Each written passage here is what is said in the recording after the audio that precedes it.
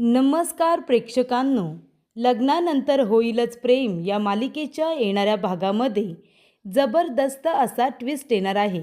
तर प्रेक्षकांनो, जीवा आता नंदिनीच्या घरी गेलेला असतो, पण नंदिनीच्या वडिलांनी त्याला घरातून बाहेर काढलेलं असतं. तर एका बाजूला काव्या देशमुखांच्या घरी परत गेलेली असते, तर रम्या विनाकारण इथे तमाशा करत तिला घरातून बाहेर काढण्याचा प्रयत्न करत असते. त्यामुळे प्रेक्षकांनो, काव्य आणि जीवाने एक निर्णय घेतलेला असतो. काहीही झालं तरीसुद्धा जायचं नाही. आणि त्यामुळेच प्रेक्षकांनो, जीवाला जरी हकलून दिलं होतं तरीसुद्धा तो बाहेर बसून आता थंडीमध्ये कुडकुडत असतो. आणि म्हणूनच प्रेक्षकांनो, येणाऱ्या भागामध्ये थंडीत कुडकुडणाऱ्या जीवाची नंदिनीने काळजी घेतलेली असते. त्याला हवं नको ते बघितलेलं असतं. त्यानंतर प्रेक्षकांनो, काव्याला घरातून बाहेर काढणाऱ्या रम्यालासुद्धा पार्थने धडा शिकवलेला असतो. इथे आता काव्याचा हात पिरगळत तिला घरातून बाहेर काढत असताना पार्थने इथे रम्याच्या थोबाडीत वाजवलेली असते. आणि काव्या माझी बायको आहे, तिला हात लावण्याचा प्रयत्न करायचा नाही, तो अधिकार तुला नाही, असं म्हणत इथे पार्थने काव्याला एक संधी दिलेली असते. त्यानंतर प्रेक्षकांनो, येणाऱ्या भागामध्ये कशा पद्धतीने या गोष्टी पुढे घडत जाणार आहेत, कशा पद्धतीने काव्य आणि जीवा दोघेजण प्रयत्न करणार आहेत, आपण सविस्तरपणे बघूया. प्रेक्षकांनो, आपण बघितलं इथे आता जीवा घरी परत आलेला असतो. नंदिनी म्हणत असते की हे बघा, तुम्ही आलात त्या पावली परत जा. पण जीवा म्हणतो नाही नाही नाही, तू शब्द दिला होतास की तू मला घरामध्ये घेशील म्हणून. आता मी कुठेही जाणार नाही आहे. तेव्हा नंदिनी काही ऐकायला तयार नसते. तेवढ्यातच तिथे शारदा आलेली असते. शारदा म्हणते, अहो जावई बापू, तुम्ही आलात? तेव्हा जीवा म्हणतो, हो हो सासूबाई, मी आलो. माझी लाडकी इथे मेवणी कुठे आहे? माझी मेवणी कॉलेजमध्ये गेली का? तेव्हा प्रेक्षकांनो, इथे आता हॉस्टेलला ॲडमिशन झालं का, कॉलेजमध्ये ॲडमिशन झालं का, म्हणून जीवा आता तिची विचारपूस करत असतो. तेव्हा इथे शारदा म्हणत असते, अहो तुम्ही दारात का उभे? चला चला आतमध्ये चला. तेव्हा इथे नंदिनीला तिथेच उभं करून जीवा शारदाच्या मागे मागे घरामध्ये एंट्री घेतो. तेव्हा प्रेक्षकांनो, शारदा म्हणत असते, तुम्ही कसे काय आलात?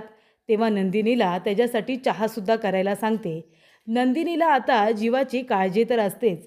ती इथे जीवासाठी चहा वगैरे करून आणते. आणि तेव्हा प्रेक्षकांनो, शारदा म्हणत असते की तुम्ही नंदिनीला घेऊन जायला आलात का? एवढी मोठी बॅग वगैरे आणलीत? तेव्हा जीवा म्हणत असतो की नंदिनी आता माझी बायको आहे. ती घरातून माझ्यावरती रागून घर सोडून निघून आली. पण आता बायको जिथे राहते तिथेच नवऱ्याने राहायला नको का? म्हणून मी इथे माझ्या बायकोबरोबर राहायला आलो आहे. तुम्हाला काही अडचण तर नाही ना? तेव्हा शारदा म्हणते, अहो काय बोलताय जावई बापू, तुमचंच घर आहे, तुम्ही राहा ना तुमच्या बायकोबरोबर, आम्ही कशाला इथे मध्ये बोलू? तेव्हा प्रेक्षकांनो, जीवा म्हणतो, थँक्यू सासूबाई, थँक्यू सो मच. तेव्हा नंदिनी म्हणते, आई हे काय बोलतेस तू? जीवांना इथून जायला सांग. तेव्हा इथे शारदा म्हणते, अजिबात नाही, जीवा तुझा नवरा आहे आणि तो जर आपल्या इथे काही दिवस राहायला आला तर मी त्याला लगेच इथून जायला सांगू का? कसं दिसेल ते नंदिनी? आणि राग रुसवा कुणामध्ये नसतो, नवऱ्या बायकोमध्ये भांडणं होतात. तुझ्यामध्ये आणि जीवांमध्ये सुद्धा भांडणं झाली म्हणून काही लगेच त्यांना घरातून जायला सांगू? तुझ्या बाबांची आणि माझी भांडणं होतात म्हणून काय आम्ही एकमेकांना सोडून जातो?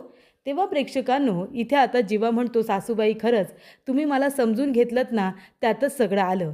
आणि तेव्हा प्रेक्षकांनो, त्यांचं आता व्यवस्थित बोलणं सुरूच असतं. नंदिनी आपल्या वडिलांना घाबरलेली असते. तेव्हा इथे आता नंदिनीचे वडील खाली येतात. बघतात तर काय, जीवा चहा वगैरे प्यायला बसलेला असतो. त्यांना अत्यंत राग येतो. ते म्हणत असतात की ए जीवा, तू इथे काय करतोयस? तेव्हा जीवा म्हणतो, अरे सासरे बुवा, या या तुम्ही पण चहा घ्या, नंदिनीने अप्रतिम चहा बनवलाय, पाया पडतो. तेव्हा प्रेक्षकांनो, इथे आता नंदिनीचे बाबा म्हणतात, तू इथे का आलेस? माझ्या मुलीला मनस्ताप देऊन तुझं पोट भरलं नाही का, म्हणून तू इथे परत आलास? तेव्हा जीवा म्हणतो, हे काय बोलताय तुम्ही काका? नंदिनी माझी बायको आहे. जे काही झालं असेल ते झालं असेल. त्यासाठीच मी तिची इथे माफीसुद्धा मागायला आलो आहे आणि तिचा राग घालून तिला कन्व्हिन्स करून घरी परत घेऊन जायला आलो आहे. प्लीज काका, तुम्हीसुद्धा आम्हाला माफ करा ना.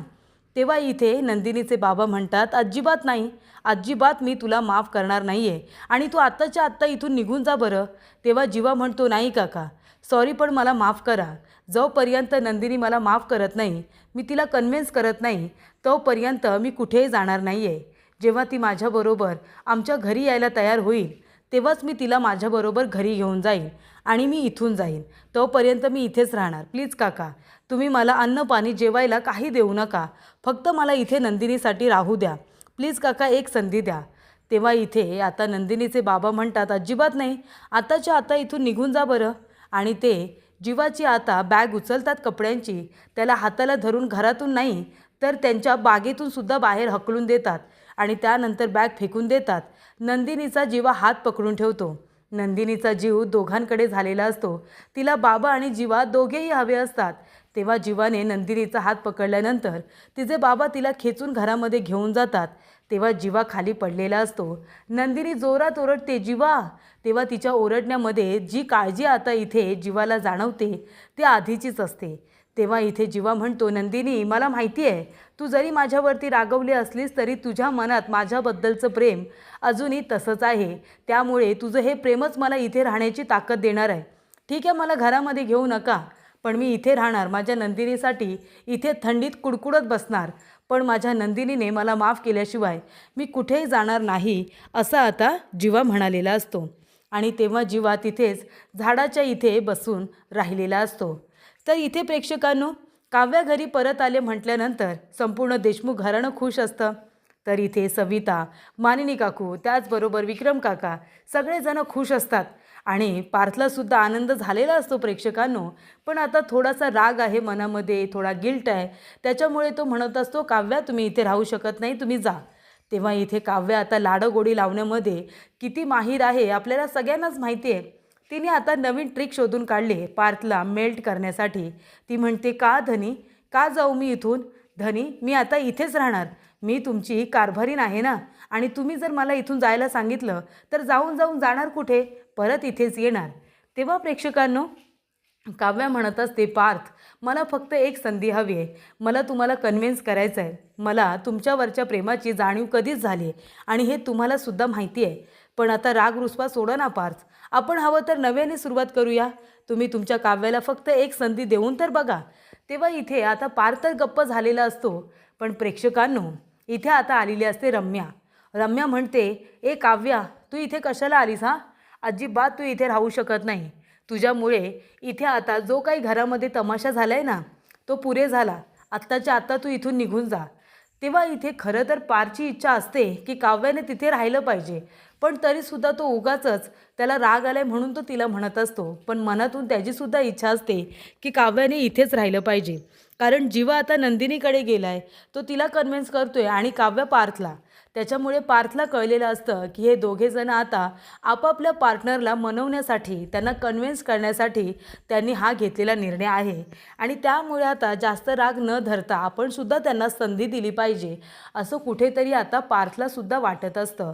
तेव्हा प्रेक्षकांनो, रम्या आल्यानंतर काव्या म्हणते, काय गं ये, मागच्या वेळेला हात मोडून ठेवला होता तो बरा झाला वाटतं, म्हणून आता परत लंगडत माझ्याशी बोलायला आलीस. एक पाय लंगडतोय ना, दुसरा पाय शाबूत राहिलाय, त्यालासुद्धा लंगडा करू? तेव्हा प्रेक्षकांनो, काव्या म्हणत असते, तुझी हिंमत कशी होते ग परत याच घरामध्ये येऊन बोलायची? तू काय केलेस तुला माहिती आहे ना? काव्या म्हणते, काय ग, काय केलं मी, सांग ना, काय केलं? तेव्हा काव्या म्हणते, अगं जीवाबरोबर तुझं प्रेम प्रकरण सगळ्यांपासून लपून ठेवलंस, लाज नाही वाटत तुला हे करताना? तेव्हा काव्या म्हणते, अगं ती माझ्या लग्नाच्या आधीची गोष्ट होती. तेव्हा काव्या म्हणते, रम्या, तुझंसुद्धा पार्थवरती प्रेम आहेच ना गं, पण जर जाऊन पुढे तुझं लग्न दुसरं कुणाबरोबर झालं तर मग तेव्हा तू काय म्हणशील, सांग ना? म्हणजे माणसाचं जर कुणावरती प्रेम असेल आणि ते जर पूर्ण झालं नाही तर आपण तेच कवटाळून बसतो का, आयुष्यामध्ये पुढे जात नाही? तेव्हा इथे काव्या म्हणते, आणि मी तुझ्यासारखा गुन्हा तर केला नाही ना गं, म्हणजे दुसऱ्याचं प्रेम हिरावून घेण्याचा तर प्रयत्न केला नाही ना, कुणाला किडनॅप तर केलं नाही ना, आणि जबरदस्तीने आपल्या मुलीचं लग्न जबरदस्ती कुणाबरोबर लावण्याचा तर प्रयत्न केला नाही ना? एवढा मोठा गुन्हा नाही केला आहे ना मी. 2 माणसांचं लग्न ठरलं आहे, त्या मुलीला लग्न मंडपातून किडनॅप करून तिचं आयुष्य उद्ध्वस्त करण्या इतपत तरी माझी मजल गेली नाही ना?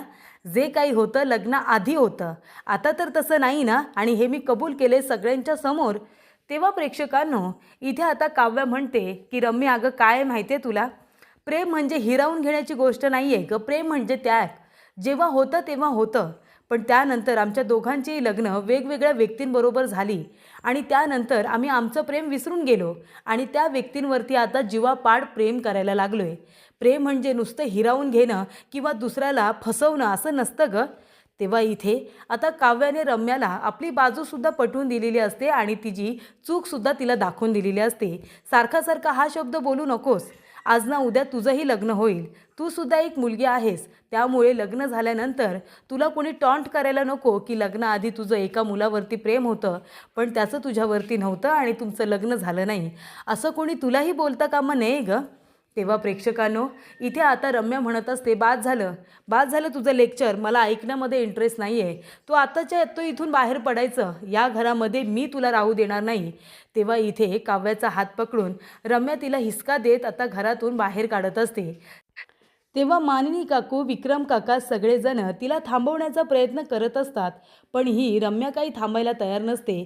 काव्याच्या हाताला कळ लागते, पण तरीसुद्धा रम्या तिला हिसका देत बाहेर काढत असताना, तिची बॅग फेकून देत असताना इथे आता काव्या पडणार तेवढ्यातच तिला पार्थ पकडतो आणि इथे रम्याच्या जोरात थोबाडीत देतो.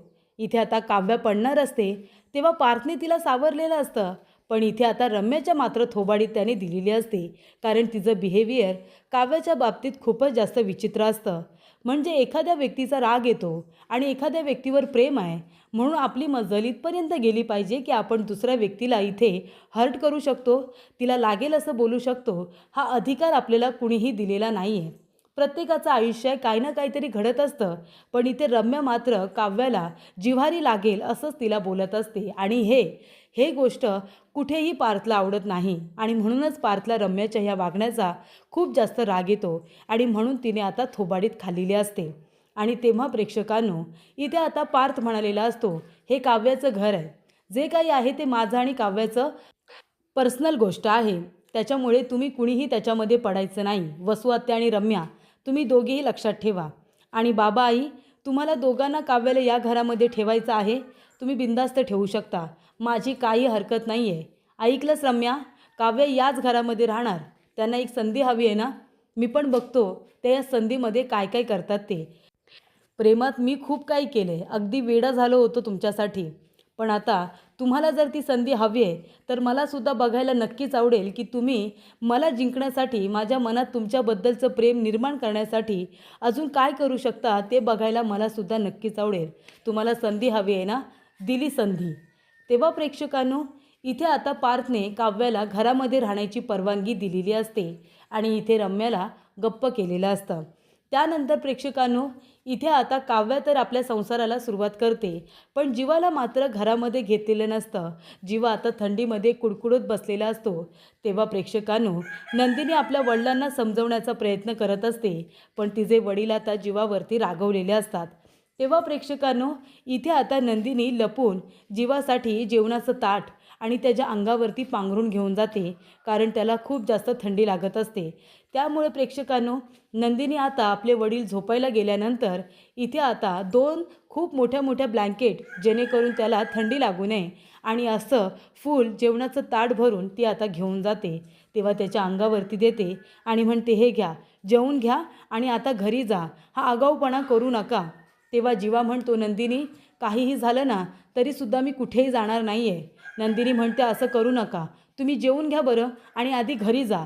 तेव्हा इथे जीवा म्हणतो, मग नको मला जेवायला. तुलासुद्धा असंच वाटत असेल ना तर मी जेवणारच नाही आहे. तेव्हा नंदिनी म्हणते, हट्टी आहात अगदी तुम्ही, लहान मुलांपेक्षाही लहान आहात. तेव्हा इथे आता नंदिनी म्हणत असते, घ्या, करा, मी भरवते तुम्हाला. तेव्हा नंदिनी जीवाला भरवत असते आणि जीवासुद्धा खात असतो.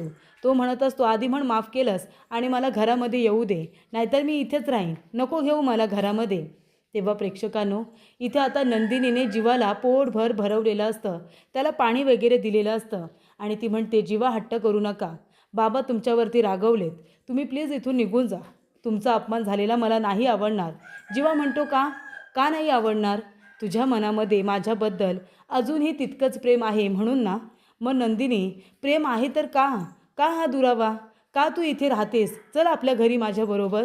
नंदिनी म्हणते, नाही, मी नाही येणार. तेव्हा नंदिनी आता घरामध्ये गेलेली असते.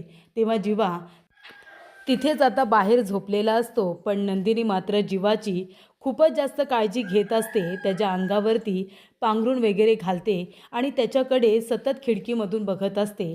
पण आता नंदिनी जीवाला घरामध्ये घेण्यासाठी नक्कीच आपल्या वडिलांना कन्व्हिन्स करणार आहे आणि जीवाला एक संधी देऊन त्याला नक्कीच ती घरामध्ये घेणार आहे.